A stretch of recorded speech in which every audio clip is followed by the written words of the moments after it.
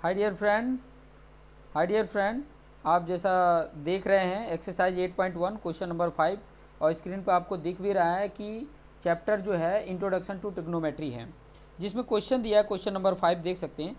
Given given sec theta दिया है। Sec theta equal to क्या दिया है? 13/12 दिया है।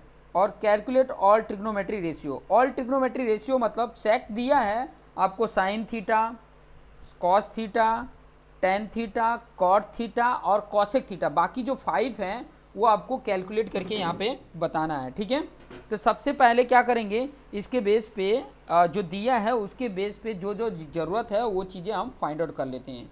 तो ज़रूरत क्या होती है इसमें? सबसे पहले होता है जो दिया है वो लिख लेता हूँ यहाँ पे। क्या दिया है, सॉल्यूशन पहले करेंगे। तो सॉल्यूशन करने से पहले आपको जो दिया है गिवन में क्या दिया है, सेक थीटा इक्वल टू 13/12। ठीक है, और मैं यहाँ पर ट्रायंगल बना लेता हूँ कि ताकि आपको अच्छे से समझा सकूँ।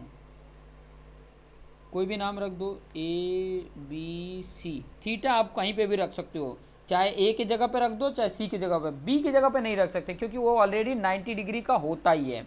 ठीक है, तो ए की जगह पे या सी की जगह पे, मैं सी की जगह पे थीटा रख देता हूँ। ठीक है, यहाँ थीटा रख दिया। अब थीटा रख दिया तो ए बी इसका क्या हो जाएगा, अपोजिट हो गया। थीटा के सामने वाला क्या हो जाता है, अपोजिट साइड।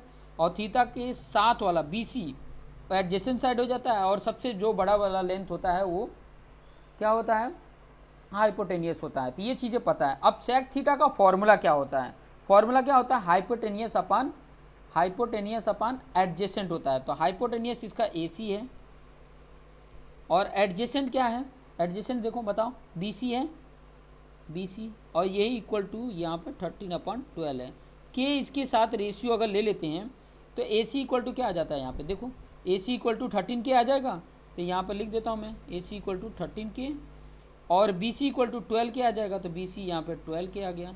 ये चीज़ें लिखना भी है, ये चीज़ें यहाँ पर लिख लेंगे। ठीक है, ये चीज़ें यहाँ पर लिख के मैं बता देता हूँ। ए सी इक्वल टू 13 के and B C equal to 12 के, इस तरीके से लिख लेंगे।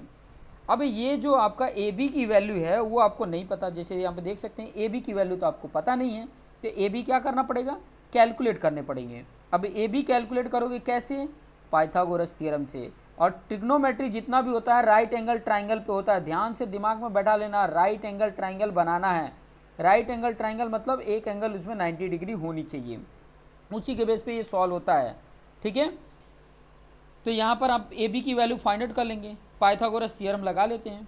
पाइथागोरस थ्योरम आपको ऑलरेडी पता है, मैं यहाँ पर ये फिगर के अकॉर्डिंग लिख लेता हूँ। यहीं पर यहाँ पर साइड में मैं ये लाइन बना रहा हूँ और यहाँ पर लिखता हूँ in triangle A B C by using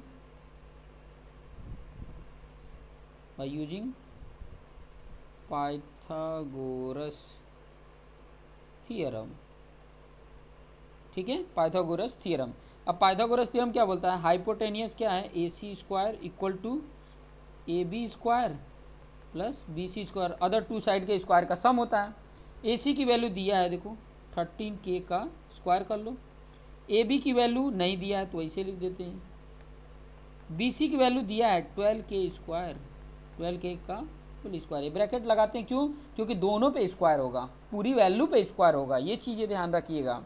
अब 13 का स्क्वायर क्या होता है, ये सब इसीलिए मैं बता रहा हूँ कि स्क्वायर याद रखोगे तो फटाक से यहाँ पे लिख लोगे। मल्टीप्लिकेशन करने जाओगे तो आपके पास एग्जाम में टाइम कहाँ रहता है, इसलिए यहाँ पे याद रहेगा तो आप तुरंत फटाक से लिख दोगे। कितना आएगा 169 और के का स्क्वायर के स्क्वायर, यहाँ ए बी स्क्वायर वैसे लिख देते हैं। यहाँ पर 12 का क्या हो जाएगा 144 और के स्क्वायर हो गया। अब ये स्क्वायर हो गया तो उसके बाद से हम क्या करेंगे, आगे की वैल्यू लिख लेंगे। आगे इसकी वैल्यू क्या होगी, ये जो 144 के स्क्वायर इस तरफ प्लस है, इस तरफ आ जाएगा तो माइनस हो जाएगा। ये लाइन थोड़ा आगे खींच लेते हैं। ये 169 है, के स्क्वायर है, और ये 144 इधर आएगा तो माइनस 144 के स्क्वायर, और इधर क्या हो गया ए बी स्क्वायर। अब ये देखो 1 के स्क्वायर तो कॉमन, 169 में से 144 देखो के स्क्वायर है तब कॉमन लिए हैं। अगर इसमें एक में के होता, एक में के स्क्वायर होता, तब हम ये प्लस माइनस नहीं कर पाते हैं, ये भी ध्यान रखना, क्योंकि दोनों के साथ जो मल्टीप्लिकेशन है वो के स्क्वायर है, इसलिए के स्क्वायर कॉमन लेंगे। 169 में से 144 माइनस करेंगे तो आपकी वैल्यू आ जाएगी 25, और ये के स्क्वायर किसके बराबर है, ए बी स्क्वायर का। हमें क्या चाहिए, ए बी चाहिए, तो स्क्वायर हटेगा तो ये रूट में आ जाएंगे 25 के स्क्वायर। अब 25 के स्क्वायर में एक चीज़ आपको देखने को मिल रही होगी कि ये के स्क्वायर के बाहर आ गया, 25 का बाहर किसका स्क्वायर होता है, 25 5 का स्क्वायर होता है, तो 5 बाहर आ गया, ये ए बी के बराबर हो गया। तो ये ए बी की वैल्यू यहाँ पर आ गई। अब ए बी की वैल्यू यहाँ पर पुट कर देंगे, ए बी की जगह क्या आ गया है 5 के, तो मैं यहाँ पर 5 के लिख देता हूँ, आपकी वैल्यू 5 के लिख दिया। अब ये चीज़ें आपको यहाँ पर दिख गई, ठीक है। अब मुझे फाइंड आउट क्या करना है, फाइंड आउट करना अदर मतलब आपको sine theta, cos theta, tan theta, cot theta और कॉसेक थीटा सब फाइंड आउट करना है। तो सब फाइंड आउट करने के लिए फिगर आपके सामने है, फिगर आपको दिख रहा है, ठीक है। तो फिगर आपने नोटबुक पे ड्रॉ किया है, तो आराम से यहाँ पर, यहाँ आगे मैं यहाँ पर बता रहा हूँ। इसके बाद जब ये सॉल्व हो जाता है तो इसके बाद आपने अदर, यहाँ से मैं शुरू कर रहा हूँ।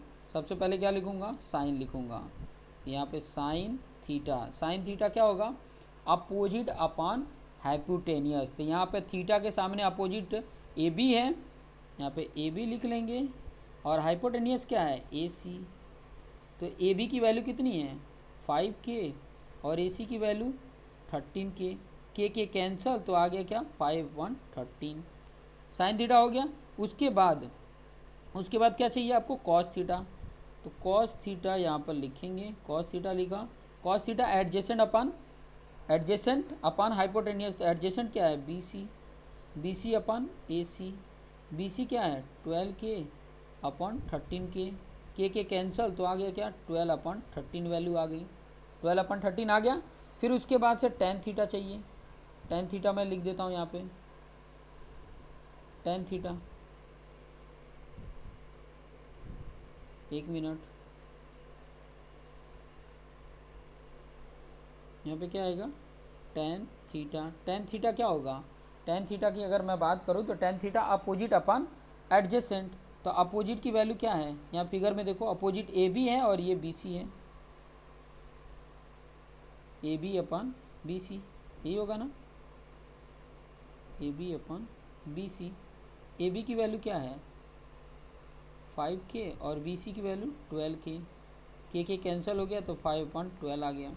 और कॉट थीटा जो होता है, कॉट थीटा क्या होता है, टेन का इन्वर्स भी होता है, ये भी होता है, और B C upon A B भी होगा।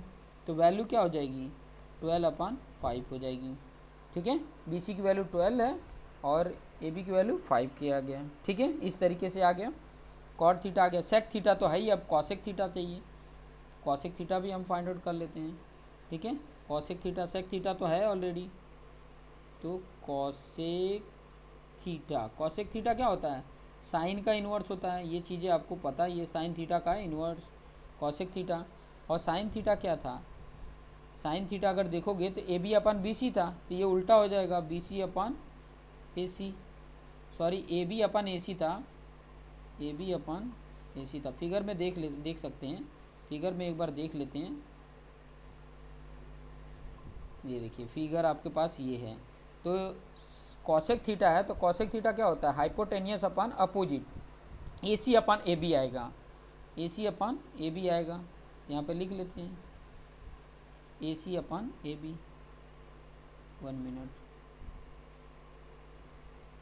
ए सी अपन ए बी आ गया। और ए सी की वैल्यू कितनी है 13 के, और इसकी वैल्यू कितनी है 5 के कैंसल, तो 13/5 आंसर आ गया कॉसेक थीटा। तो इस तरीके से आप देखेंगे कि सारी वैल्यू, जितनी भी वैल्यू थी, सारी वैल्यू यहाँ पे कैलकुलेट करके आ गई हैं, ठीक है। ये क्वेश्चन नंबर 5 है, क्वेश्चन नंबर 5 का ये कैलकुलेशन आ गया है। इस तरीके से कैलकुलेट कर सकते हैं, ठीक है। इस तरीके से आप इसको कैलकुलेट करके बता सकते हैं। तो देखिए ये सारा कैलकुलेशन मैंने आपके सामने बता दिया है। तो इसी तरीके से करते रहिए और अपने आप को बेस्ट बनाते रहिए। नेक्स्ट क्वेश्चन आपको बहुत जल्दी ही आपके यूट्यूब चैनल NCERT पाठशाला में आपको मिल जाएगी। तो देखते रहिए और अपने आप को बेस्ट बनाते रहिए। Thank you for watching this video.